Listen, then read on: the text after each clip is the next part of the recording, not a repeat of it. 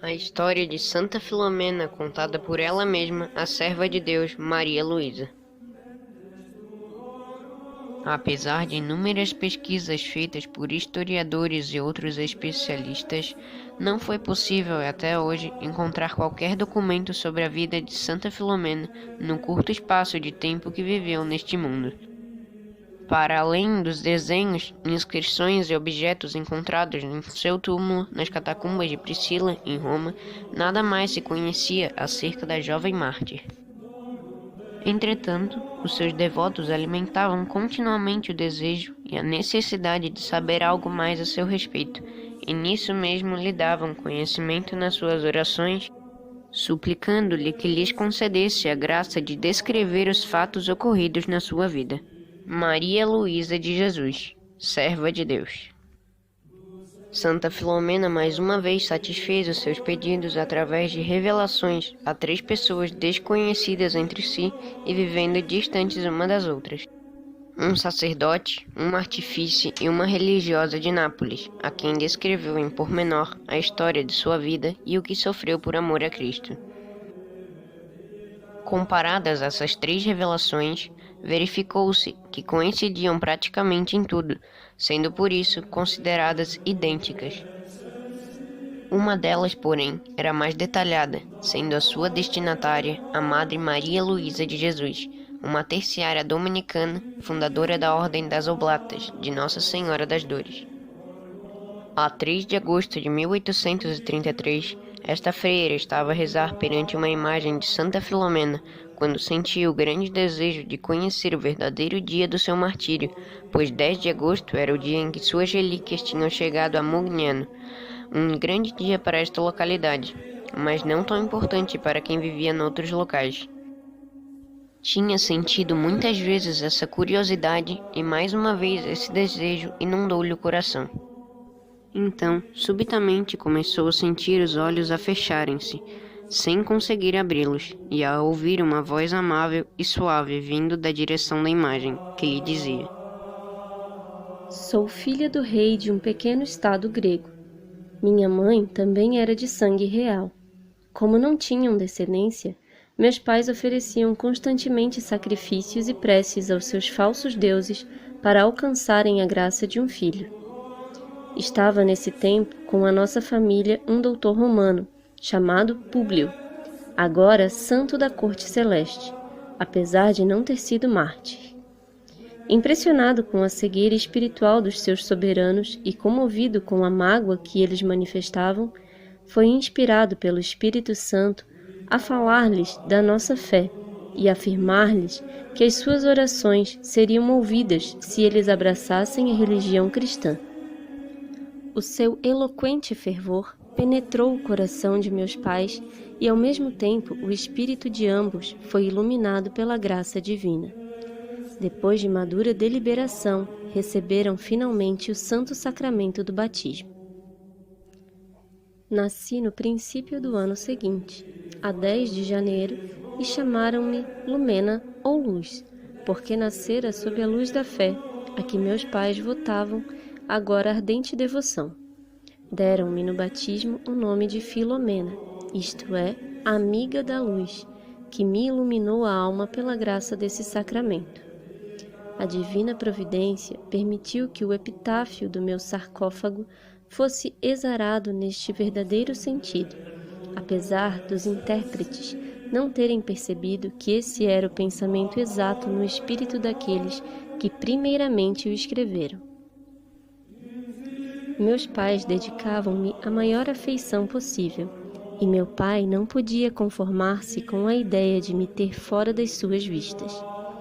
Por esse motivo, quando eu contava 13 anos, acompanhei-os a Roma. Esta viagem foi efetuada em consequência da declaração de guerra que injustamente nos foi feita pelo soberbo e poderoso imperador romano. Reconhecendo a sua fraqueza, meu pobre pai partiu para Roma, na esperança de obter a paz com o imperador. Minha mãe e eu acompanhamo-lo e estivemos presentes na audiência que o tirano lhe concedeu. Que extraordinário destino o que me esperava! Enquanto meu pai calorosamente advogava sua causa, tentando defender-se, o imperador, lançando-me furtivos olhares cintilantes, respondeu: Não te assustes mais. Podes estar absolutamente descansado, que não há motivo para ansiedade. Em vez de te atacar, porei as forças do império ao teu dispor, com a condição de que me darás em casamento a mão da tua encantadora filha Filomena. Meus pais concordaram plenamente com a proposta, e ao regressarmos à nossa pousada, tentaram convencer-me de que eu, na verdade, me deveria considerar felicíssima como imperatriz de Roma. Recusei a proposta sem um momento de hesitação e declarei-lhes que já me tinha tornado esposa de Jesus Cristo, por voto de castidade, quando tinha 11 anos.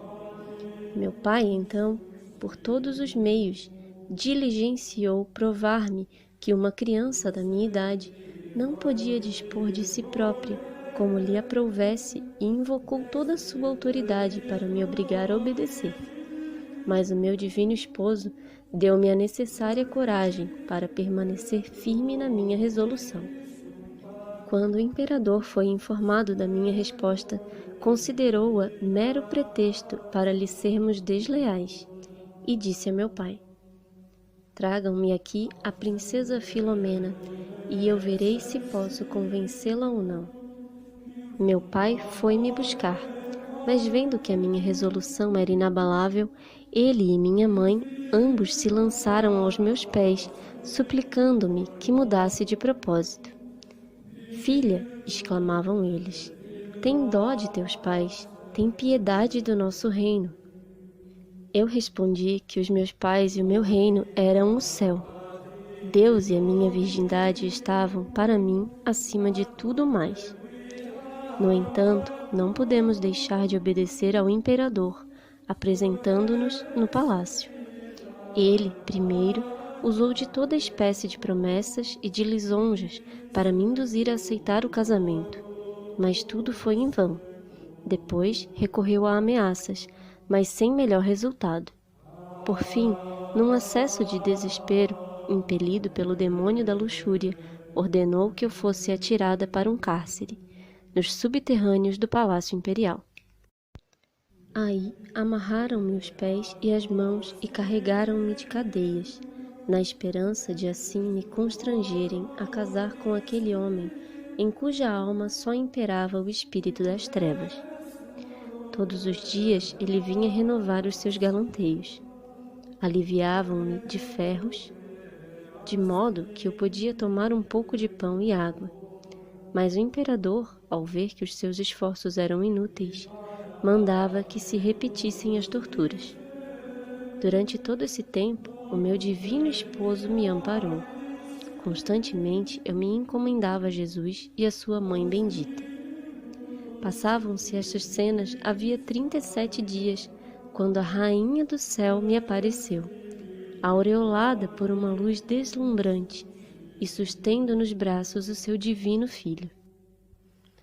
Minha filha, disse-me ela, continuarás ainda mais 3 dias neste cárcere, e depois, ao 40º dia do teu cativeiro, abandonarás este lugar de tormento.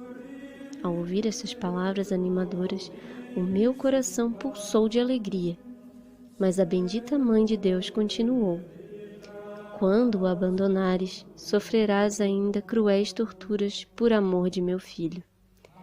Esta nova revelação deixou-me apavorada e cheguei a experimentar a sensação de que já me assaltavam as terríveis agonias de morte. Coragem, querida filha, acrescentou a rainha do céu. Querida acima de todas, porque tens o meu nome e o nome de meu filho. Tu chamas-te Lumena, ou Luz. Meu filho, teu esposo, chama-se Luz, Estrela, Sol. E eu também, não me chamo igualmente Aurora, Estrela, Lua, Sol? Eu serei o teu amparo. Agora é o período transitório da fraqueza e da humilhação humanas. Porém, quando chegar a hora do julgamento, então receberás a graça da divina força. Além do teu anjo da guarda, terás ao teu lado o arcanjo Gabriel, cujo nome significa a força do Senhor. Quando eu estava na terra, era ele o meu protetor. Eu agora o mandarei àquela que é a minha mais querida filha.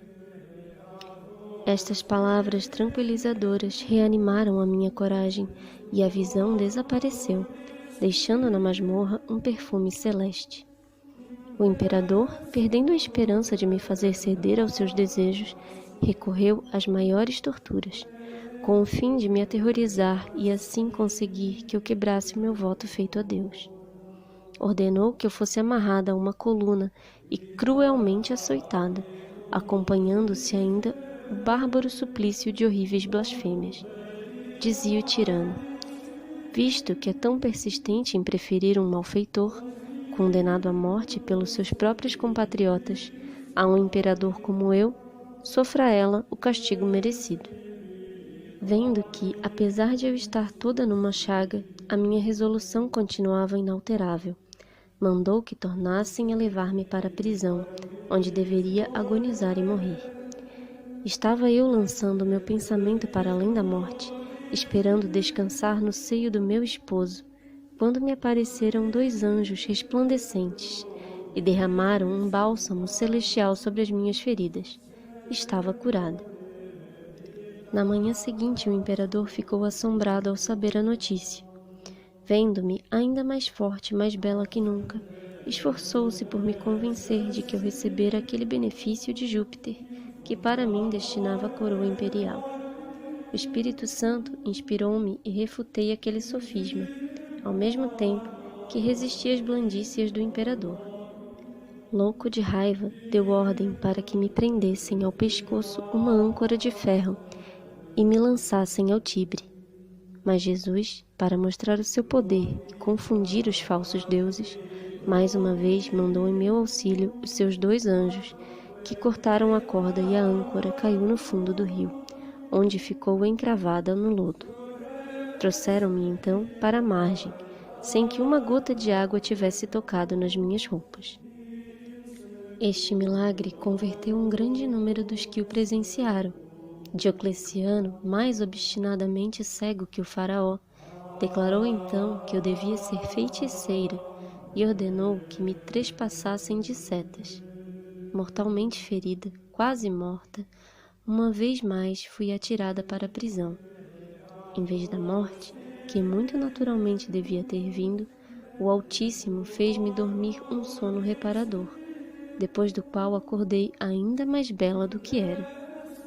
Ao ter notícia deste novo milagre, o imperador ficou de tal maneira enfurecido que ordenou a repetição da tortura, até que a morte sobreviesse enfim, mas as setas recusaram-se a partir dos arcos.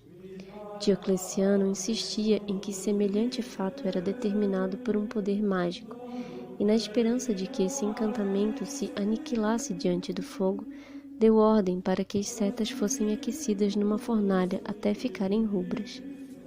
Mas esta expediente foi de nulo efeito. O meu divino esposo livrou-me desse tormento, voltando as setas contra os besteiros, 6 dos quais foram mortos. Este último milagre deu lugar a outras conversões, e o povo começou a manifestar grave descontentamento e a mostrar reverência pela nossa bendita fé. Receando mais sérias consequências, o tirano ordenou então que eu fosse decapitada. A minha alma gloriosa e triunfante ascendeu ao céu, onde recebi a coroa da virgindade que mereci por tão grande número de vitórias. Foi às 3 horas da tarde de 10 de agosto, numa sexta-feira. Eis aqui as razões, porque Nosso Senhor quis que o meu corpo fosse reconduzido para Munhano, em 10 de agosto, e por ele operou tantos milagres nessa ocasião. Santa Filomena, rogai por nós.